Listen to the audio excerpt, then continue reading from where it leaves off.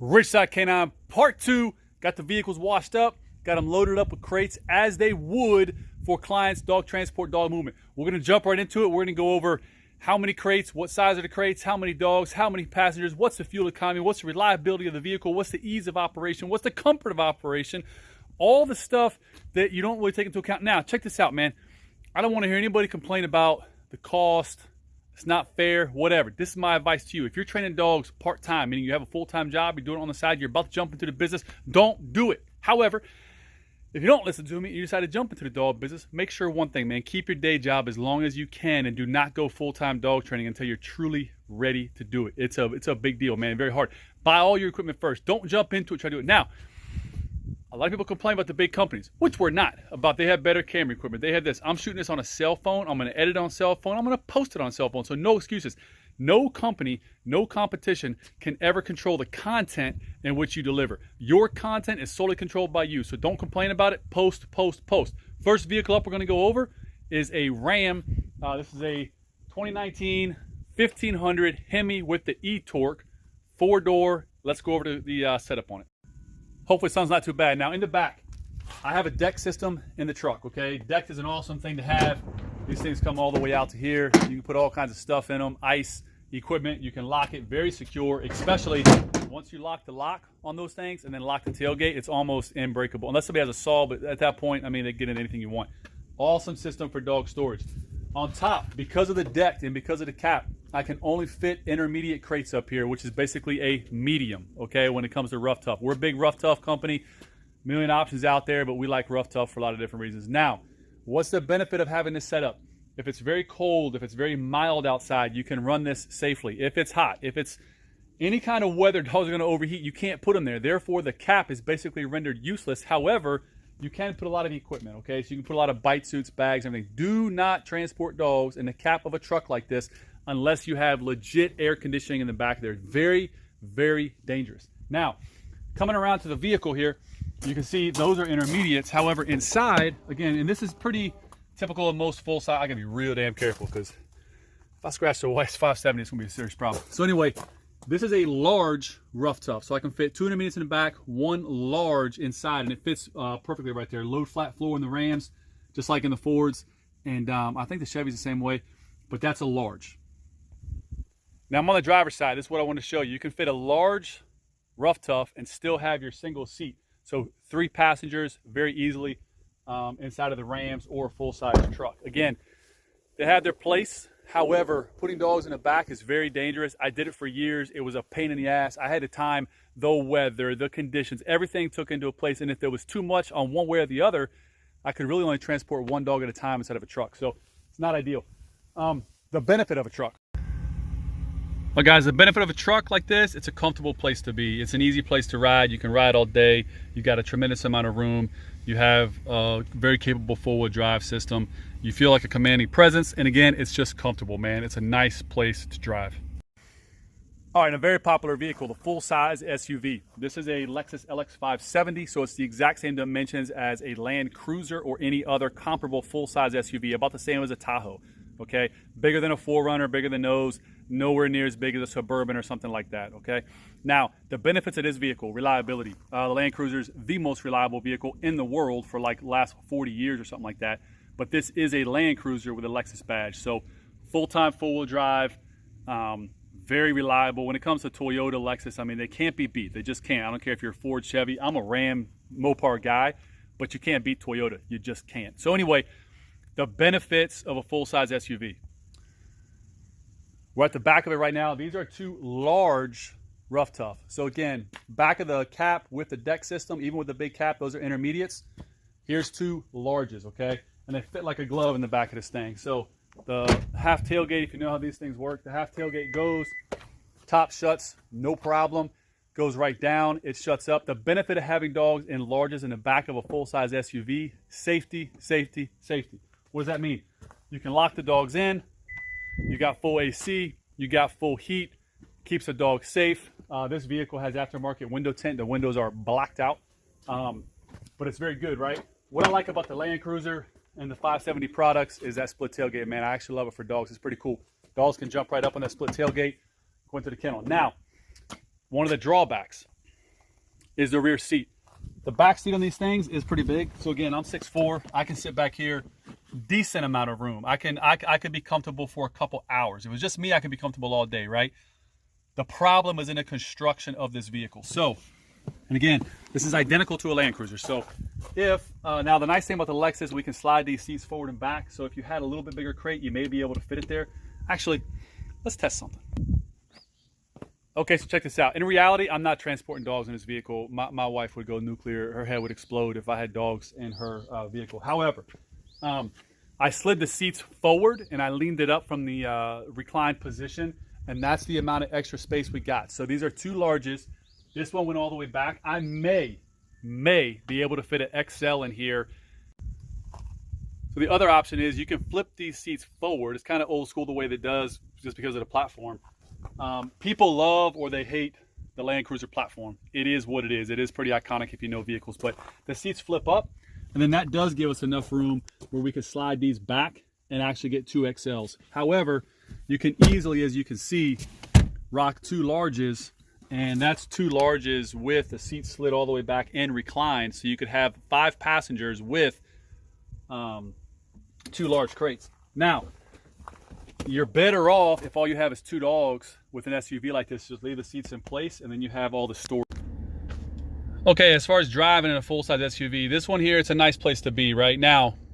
Safety, it doesn't get much safer than this. Comfort-wise, for me personally, believe it or not, I'm a little bit tight in this vehicle. I'm much more comfortable in my truck, but you can get it set up pretty much how you want it, and there's a million ways to adjust it.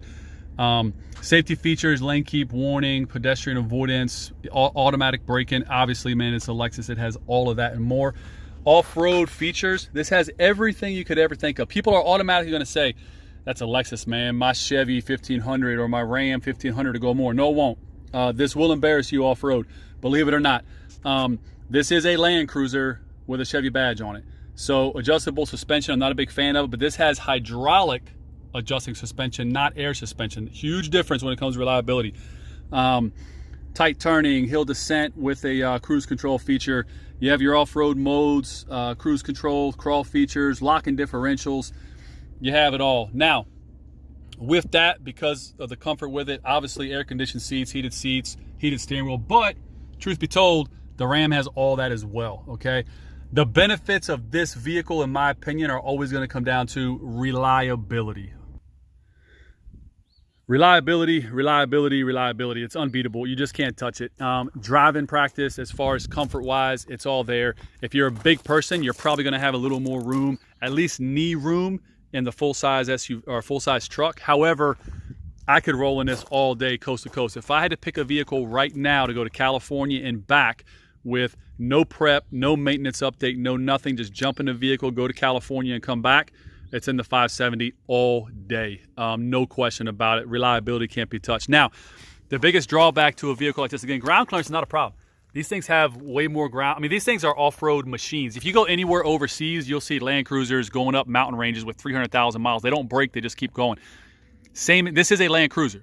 I know a lot of people aren't familiar with the Land Cruisers, probably my audience, as well as the difference between the Lexus 570. The difference is in the interior. The interior on this is much nicer. However, the Achilles heel, the downfall is always going to be the tires, right?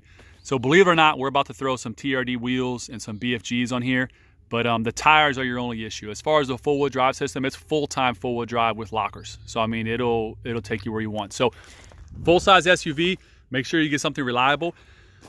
Transport, you could do 2 larges and maybe intermediate in the back. You could do 2 XLs if you forgo the rear seats. However, you can run it right now as is, 2 larges with 5 passengers in gear storage and still have a very reliable thing. Now, all kinds of activity on my road. What's going on down there? Anyway, all right, now let's jump over to the van.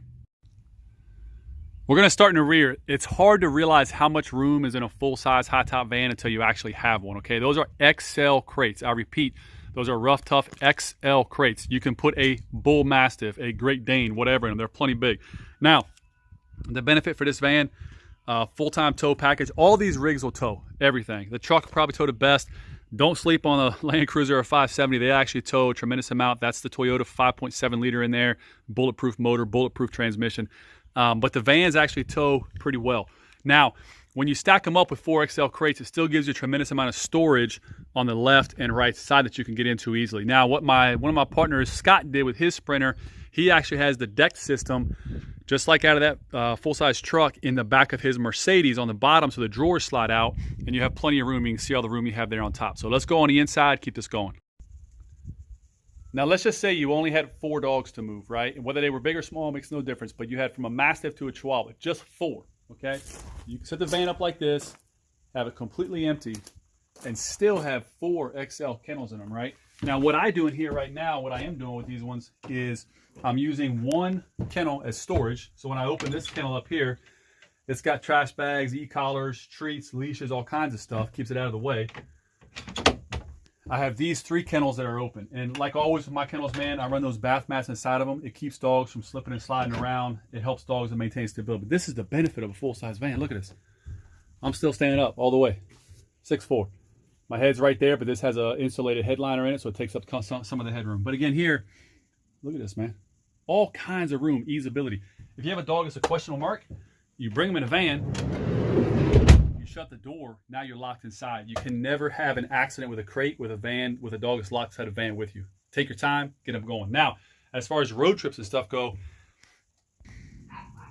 the awesome part about running it like this is that you have all kinds of room for storage. You're going down the road, you want to buy something. You see some crazy rocking chair on the side of the road, you can grab it and throw it in the van, or sleeping in the van. Very simple. You can put a queen air mattress in here and still have room. You can put 2 cots. You can do all kinds of stuff. You're self-sufficient, self-contained, all kinds of room. Now let's show you some other options for the van.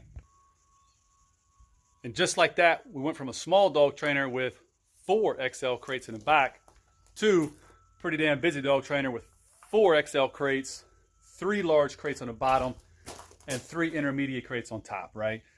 That's the capacity of these vans, man. That's why I tell everybody, don't buy fancy shit. Buy a used van. When you start out, get a ProMaster, a Transit. Get something with some miles on you can get for 15, 20 grand.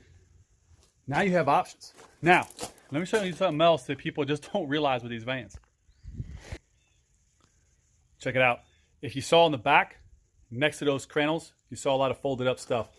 This is something I always get in my van. It's a folded up, little fully laid back cot. Pillow, cot. I can rack out on this thing in a heartbeat and go to sleep, and it still fits. 10 crates, right? What's that mean? You can sleep in the van with the dogs when you travel. Critical. Safety, safety, safety. Nobody's stealing dogs. You'll never have a surprise from a dog if you're sleeping in the van with them. So again, that's the benefit, man. Now, people are going to say, like, can't afford a van. I get it. I get it. I didn't start like this, but go out and buy a used ProMaster, a used Transit. And this is not a super long van. This is a short wheelbase, 144.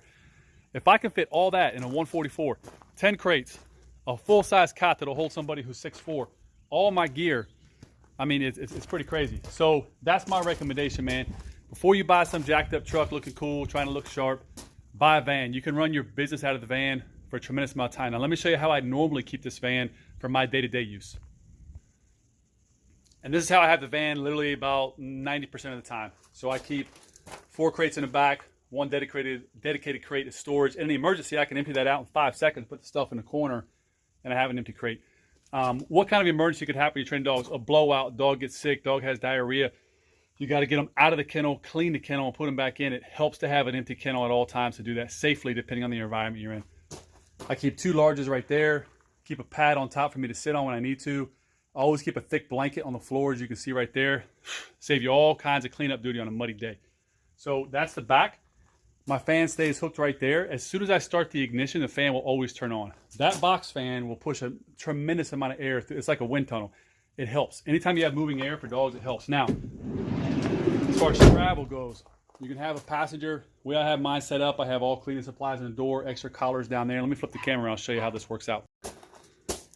So the Mercedes as a passenger, right? Again, I keep most of my quick cleaning supplies. I got more in the back, but quick stuff in the door, extra collar, some stuff there. In my little drop box here, I have my mobile computer, which always stays here, ready to go. Some writing material always stays here, ready to go. That way when I'm out and about, if I got to send an email, I don't want to send it on my phone, I always keep that little Surface Pro right there. The seats, Mercedes put some comfortable seats in these vans, and they have the nice little leg extenders. The amount of room in here is tremendous. Let me show you. So again, I'm 6'4", look at my feet. I mean, it's crazy. Look, I mean, the amount of room is just ridiculous, right? So very comfortable place to be. As far as passenger goes, you have 2 cup holders right there. You have 2 cup holders in the front. What I do is I keep, there's a bunch of power stations right there, as well as a drop-in phone charger. I keep a lot of cords coming out of there. And the purpose of the cords are I can always keep an e-collar charged here, basically 24/7. Keep some extra e-collars up top and some of the storage up there. Keep my phone ready to go, so it's always ready, mounted to the dash.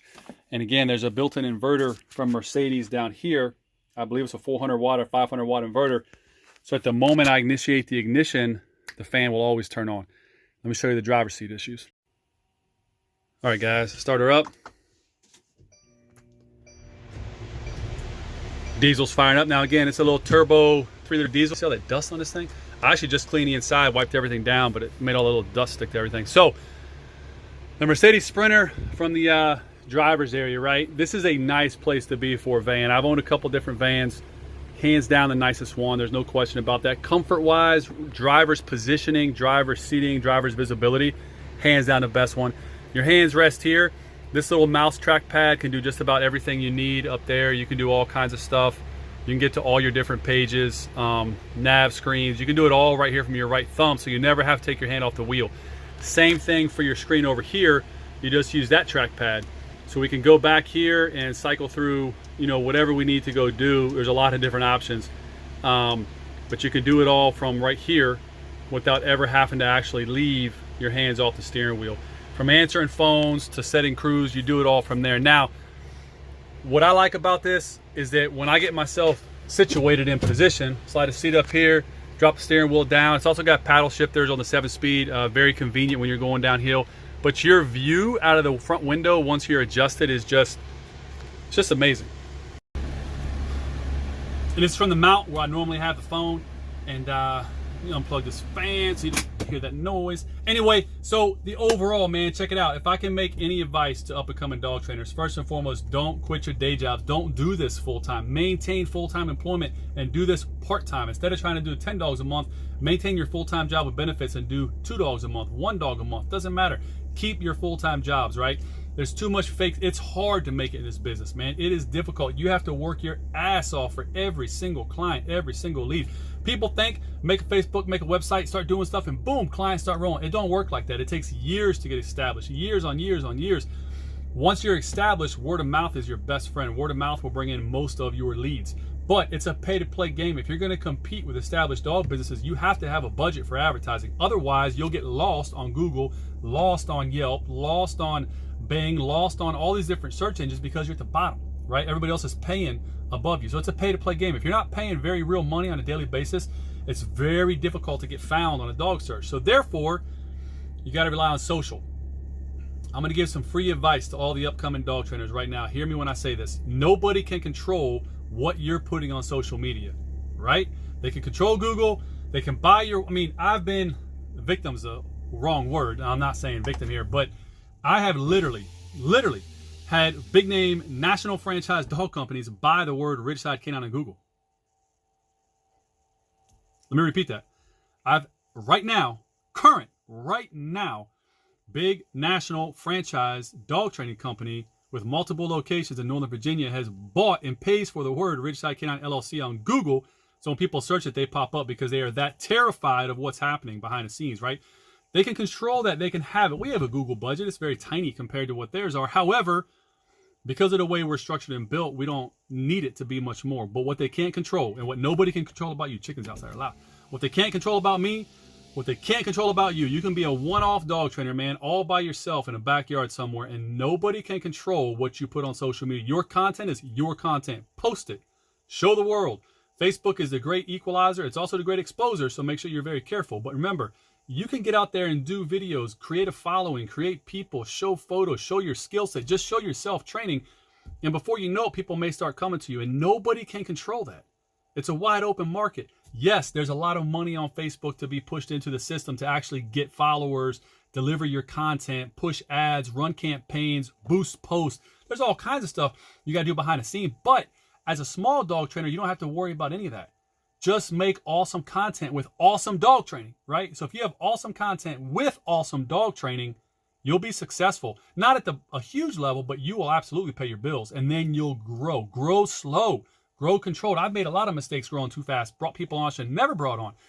Bamboozled me, talked up, sounded great. Everything about it was perfect. And it cost me a lot of heartache, a lot of money, a lot of problems. But right now, man, it took years to really figure it out, figure out the game. But we're in it. And we're rolling. And we're steamrolling right now. It's awesome. So looking back on everything, man, we compared a full-size truck, full-size SUV, and a full-size van. If I have any advice to you, get a van. Don't buy anything else. Save your money. Buy a van. When you're first starting out, buy a used van, used panel van. Buy anything. Insulate the hell out of it.